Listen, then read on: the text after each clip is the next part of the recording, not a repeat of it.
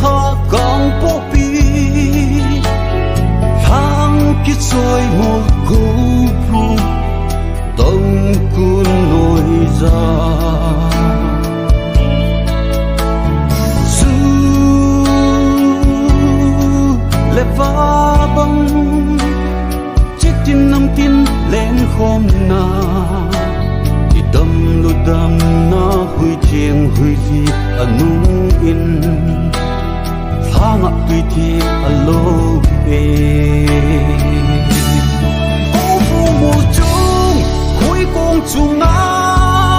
chung bông thinh hang phai chân mô lệ alha ô phu mù chung khui cung chung na chung bông thinh hang phai chân mô lệ alha cao đốt lệ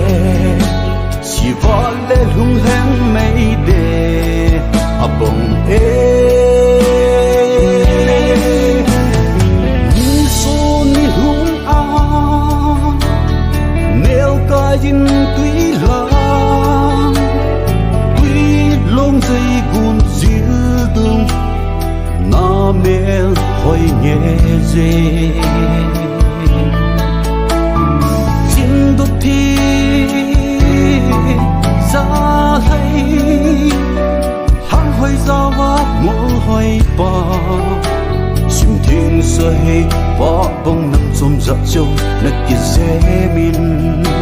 al hang ạ nệ lệ sa anh nê mù trông khui cung chung na chung bông thiên hang phai chân mồ lệ alha ô phu mù chung khui cung chung na chung bông chim hang phai chân mô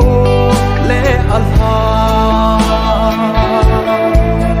có cao đốt lệ chỉ vỡ lệ hung hăng mây đê bồng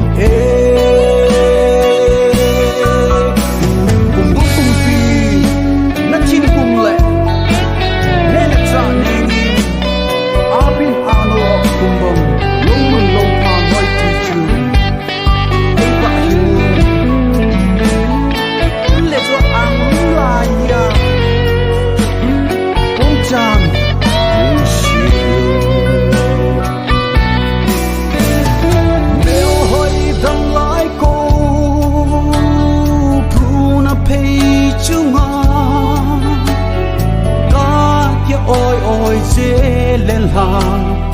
cùng khu kỳ hệ nung sen của ngày hiếm tê nắm của lấp các tôm sang u tròn pa tròn khung lệ đã thu in bằng khu tròn cao tê